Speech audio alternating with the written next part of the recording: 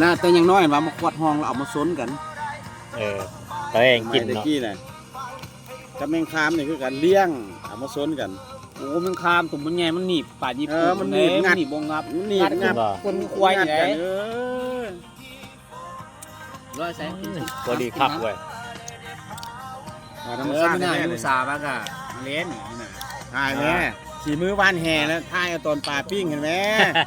เอาก็แม่นเอาตอนว่านแห่กันยังถ่ายตอนเย็นนี้แหละปลาว่านแห่มาสิปลาว่านแห่นี่น่ะ ปลาวานแห่นี่สีมือล้วนๆ เอ เนาะ อ อันนั้นมันพ่อครัว เซฟโรเล็ก เซฟโรเล็ก มา เซฟของแท้เลยโอ้นี่แมงสอนเนาะนี่ถูกโลละ150,000ดอก เซตลอดเลย 150,000บาทนี่ เคลียร์ไปย้ำได้เห็นได้เคลียร์เพื่อได้แซ่เพื่อนตลอดเลย มื่อหน้ามีรายได้อยากจะเลี้ยงดอก แต่ว่าเดี๋ยวนี้ยังบ่ทันผ่าน ปล่อยเฟือไปแล้วเอากระเบินเมื่อสิบ โอ้เขาสร้างเพื่อสิได้เขา เป็นเรื่องง่าย เพื่อเขาสิรวยลูกประกันสมรักคำสิ่งกันกับเพื่อมันสิรวยก็เป็นธรรมดามันสร้าง นั่นเหรอ สร้างพิษสร้างถึกมาคิด เขา มันก็ได้ เป็นโมเมนต์เรื่องง่ายเขาสิมาได้ เดี๋ยวนี้เบิ่ง เริ่มจากศูนย์ เขาไปเอาเงินออกมามันได้แบบข่อยก็บ่เข้าใจ มันก็มีวิธี เขาถ่าจะบ่เมื่อย ทานเอาใส่อีกรถทาน ส่งเขาดิ อะไรแล้วมาแล้วมาเอาเบียร์ไหม พอ ใช่ พอ เบียร์นะ ไอ้น้องไหม เอาผู้หนึงมันอ้ายอ่ะผู้หนึงมันน้องชายอ่ะ ไอ้ อ้ายป่ะลาวบ่มามื้อนี้ โอ้ยกินอยังไง แม่นบ่ ไข่ก็กินหมดนั่นน่ะ นั่งเนี่ยก็กินอยังไงเนี่ย ทานอยู่ได้ใส่หงนั่นแหละ ผู้อันค่ายสิ้นมูลมันเมียลาวอ่ะ บ่แม่นเมียบักเซ่อ แม่ ยู่ น ลุม ว่ะ พุ่นเขาอยู่ลุมเขามาเซาห้านแล้วขาย เออ ซื้อวางขาย เห็นนั่น อยู่ห้ ขาย เร สิ้นมูตลอดเลย มาวางขายอยู่ห้านเรา เพราะว่าเคยไปซื้อน้ำลาวอยู่ มื้อว่านเพิ่นก็ซื้อโลนึง แม่นบ่ เวลาเรา ซื้ออันสิ้นมูมันมีแต่สิ้นมูแล้วเนาะ คันอยากได้งัวก็ต้องได้สั่งเอาถ้าอยากได้งัวอยากได้ชุดลาบเด้อที่สั่งไว้สั่งเราไว้ให้ เอ้าสกายมากกับแผ่ โอ้ปัน ไอ้ นี้ พวก ธรรมศาสตร์เด้อนี่แซ่บในแมงซ่อนอันนี้นะ ตั้มอะไรเขาสิเห็นอยู่หู้อยู่บ่ เห็นดูนี่ ตั้มอะไรย่างเขาบ่ฮู้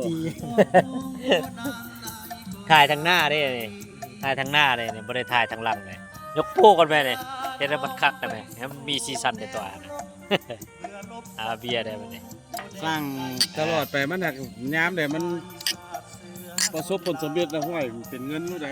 คันมีอันนั้นก็สิเลี้ยงดอก สมมุติว่า บ่แล้วเขา ผู้ใด เปิดช่องเขาเองแล้วมันก็ได้รู้แล้ว ผู้ใดอันกดไลค์กดแชร์นะแต่ว่าอันตอนหนึงอันลงอันเลขนี่นะแล้วมันทึกจำกัดล่ะนี่มันบ่ให้เปิดอันสร้างรายรับแบบอันมันทึกจำกัดแล้วนะมันแบนแล้วนะ อ๋อมันต้องได้เปิดช่องเป็นทุกอย่างเปิดช่องได้เสียค่าเปิดช่อง เอาให้แสงเอา เอ นะ อก็ ช่อง เปิดแล้วเรียบร้อย มันแข็งแล้ว เชื่อมต่อบัญชีธนาคารเรียบร้อยหมาแล้ว เอ๊ะก็ได้แหละมีรายได้แหละ บ่แต่ว่าการพูดเราต้องระมัดระวัง นั่นแหละ คันผิดกฎของ Facebook แล้วเนี่ยบ่ได้มันแบนเลยแบนเลยได้สร้างเฟซใหม่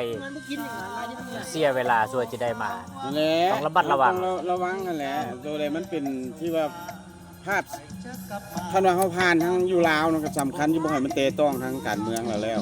แม่นครับการเมืองกันเนี่ยเฮาบ่ได้เตะต้องหรอก แล้วก็เรื่องภาษาคิดสร้างคลิปกินเหล้าเว้านัวหัวม่วนไปนะเว้านัวหัวม่วนไปแล้ว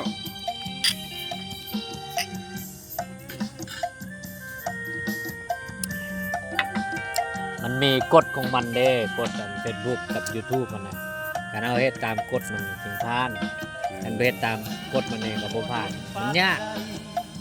มีตัวลุ้นตัวบ่ลุ้น มันบ่คืออยู่ไทยเลย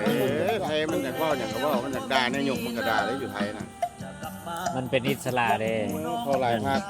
เข้าในลายพักแล้วมันนี่ความคิดมันก็อันใดดีเขาก็เอาอะนะความหมายแล้วมันนี่ สกายยากเข้าลืมบอก ความรู้เขาก็แบ่งปันให้กันฟรีอะนะเขาบ่ได้อันมันเป็นความลับหยังอะนะ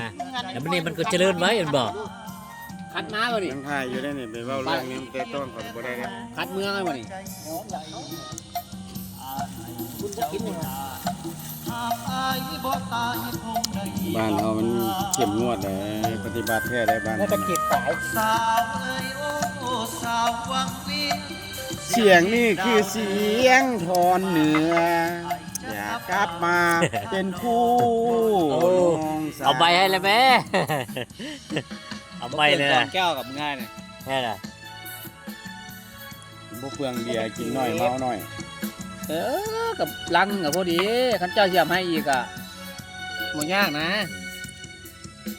ปลานินธรรมชาตินี่ใหม่ๆสดๆร้อนๆเนาะ หวานเมื่อกี้ โอ้ นี่แหละ ได้แมงซ่อนเนี่ยนะนี่โอ้ราคาแพงเลยนี่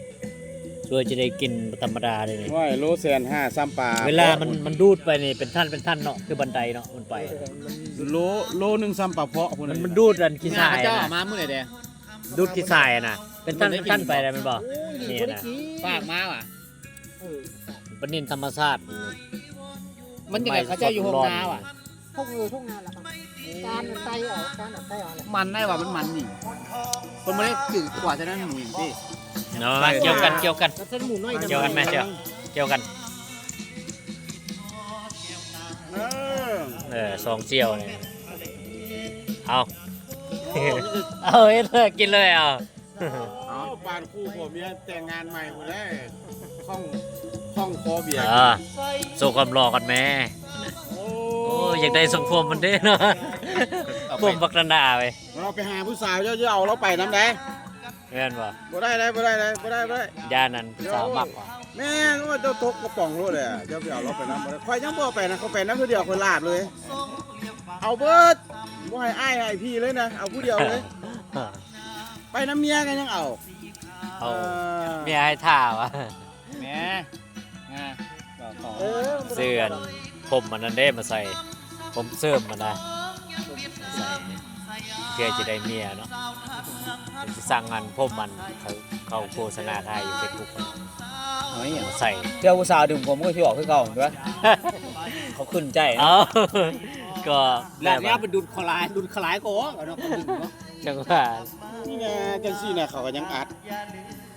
นั่นนี่นะว่า นี่นะ